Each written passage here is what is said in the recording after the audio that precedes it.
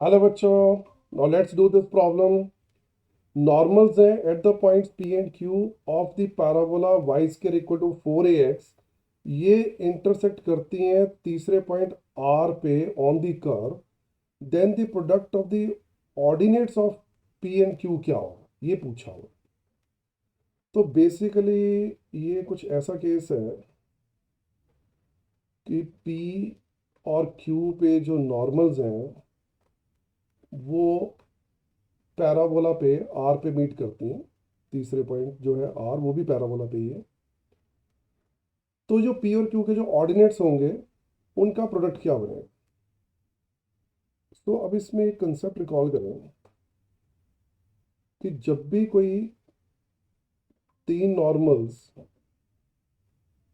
हम बनाते हैं टू द पैराबोला, और वो तीनों नॉर्मल्स जो है अगर एक पॉइंट से पास होकर जाती हैं, तो उस केस में क्या होता है, अगर ये पॉइंट T1 है, ये T2 है और ये T3 है, तो T1 plus T2 plus T3 equal to 0 आता है। Number one. नंबर टू, इसमें कंसेप्ट ये लगेगा, जो ये दो नॉर्मल्स हैं, दो नॉर्मल्स की जो इंटरसेक्शन होती है वो वो क्या होती है। तो ऑब्वियसली वो होती है 2a plus A times T1 square plus T2 square plus T1 T2 comma minus a T1 T2 into T1 plus T2। ये फॉर्मूला है point of intersection of the normals at two points P and Q।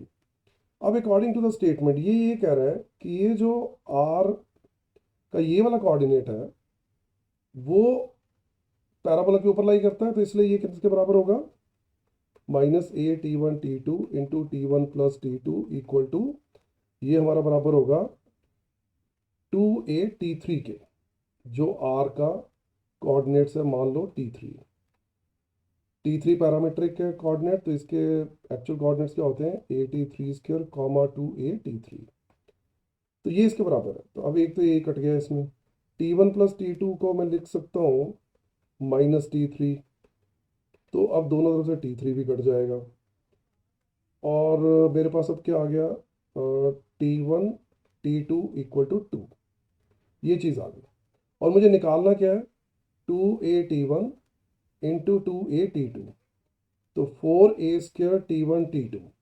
अब क्योंकि T1 T2 2 है, तो अगर मैं इसमें डाल दूँ तो मेरा क्या हो गया, 8a²। तो 8a² कौन सी चॉइस है, डी। तो D would be the right answer. तो आई होप बेटा तुम्हें समझ आ गया।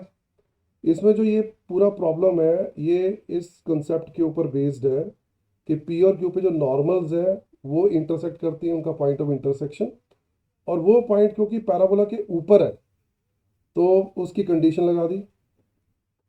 एंड एक चीज़ और कि T1 plus T2 plus T3 equal to 0 है, वो ये जो को नॉर्मल पॉइंट्स की जो कंडीशन होती है। तो आई होप तुम्हें बेटा ये सब समझ आ गया। चलो नेक्स्ट प्रॉब्लम में फिर मिलते हैं।